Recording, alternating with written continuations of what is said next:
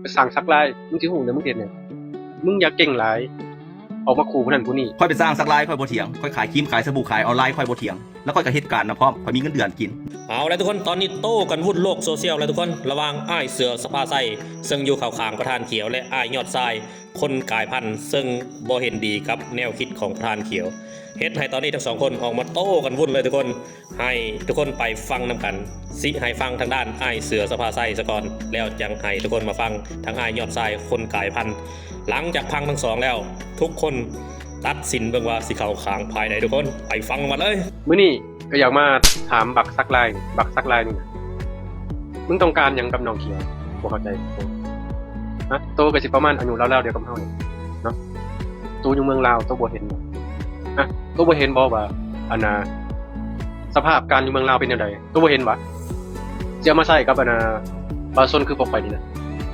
บ่ได้ข้อยบ่ยอมรับกฎหมายพวกเจ้าเข้าใจกฎหมายพวกเจ้ามันคือกฎหมายอันน่ะข่มขีอันน่ะผู้ที่ประชาชนเนาะเจ้าก็ฮู้ติอยู่เป็นนะโตนี่โตอยู่เป็นได้โตนี่โตฮู้บ่อยู่เป็นได้ออกมาปกป้องรัฐบาลลาวโอ้อยากตายแทนเขาว่าซั่นต่อไปฮะมันจากจักบาทจักกะกีบฮะน้องเขียวแล้วออกมาบอกความจริงให้ประชาชนลาวให้ชาวหนุ่มลาวได้ฮู้ได้เห็นความจริงของรัฐบาลลาวนี่มันเฮ็ดอีหยังมันพัฒนาอีหยังมันสร้างสรรค์อีหยังให้พวกเจ้ามึงได้สวัสดิการอีหยังฮะมึงได้สวัสดิการอีหยังจากกันรัฐบาลลาวบอกมาเป็นข้อมึงได้สิทธิ์อีหยังแน่จะเอากฎหมายลาวแดงมาใส่กับพวกไปนี้กับน้องเขียวนะมันใส่บ่ได้มึงอยากฮู้ที่อยู่อยากฮู้ไปเฮ็ดอยู่ทันนะอยากฮู้แล้วมึงเฮ็ดจังได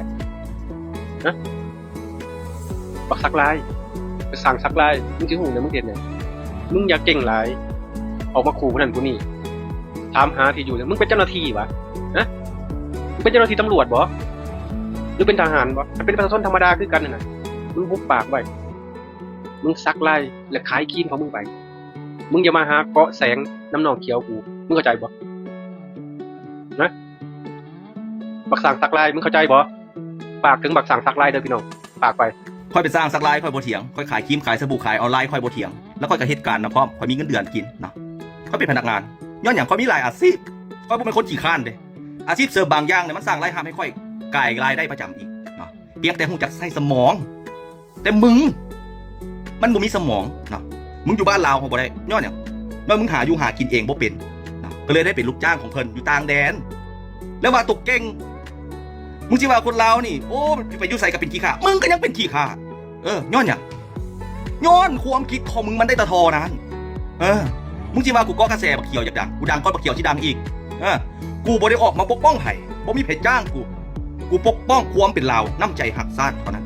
นะสิ่งที่บักเขียวมันเว้าบางสิ่งบางอย่างก็น่าคิดน่าใช้วิจารณญาณในการฟังแต่บางสิ่งบางอย่างมันก็เว้าแห้งจนเกินไปยกตัวอย่างว่าประเทศลาวมีดีอย่างแน่เนี่ยมันบ่ฮู้ซะว่าประเทศลาวมีดีอย่างแน่ประเทศลาวพัฒนาฮุกขี้นี่พูดมันเว้านะตั้งแต่สมัยปลดปล่อยมาจนถึงปัจจุบันนี้เพิ่นก็พัฒนามาหลายแล้วเด้ถึงมันจะบ่ทันประเทศอื่นแต่เพิ่นก็ค่อยๆพัฒนาไปการพัฒนาหรือวัตถุดิบหรือทรัพยากรของแต่ละประเทศมันก็บ่คือกันระเบียบกฎหมายการปกครองของแต่ละประเทศมันก็บ่คือกันมึงอยู่ต่างประเทศมึงมาปลุกปั่นให้คนลาวอยู่ภายในแตกแยกกันแล้วว่าคนลาวภายในแตกแยกกันบ่ได้หรือว่าต่อต้านมึงคืนมึงว่าเขาขี้ขาดตาขาวเอามึงเก่งมึงคืนมาทำไมมึงบ่พอใจมึงคืนมามึงบ่พอใจมึงไปเว้ากับเพิ่นต่อหน้ารถมึงอย่าไปอัดคลิปเว้าอยู่ต่างประเทศพุ่นแม่อันนั้นมึงกระจอกมึงเงินกระจอกกันหมู่แล้วย้อนหยังมึงบ่กล้ามาประเทศลาวเพื่อมาต่อต้านไปหาสแตกยังไปต่างประเทศแล้วต่อต้านอยู่พุ่นคนเดียวเปลี่ยนโลกบ่ได้มึงเข้าใจอยู่บ่คุกคีคนเดียวบ่สามารถเปลี่ยนโลกได้นอกจากพ่อใหญ่ทรัมป์มึงเข้าใจติมึงเป็นไผ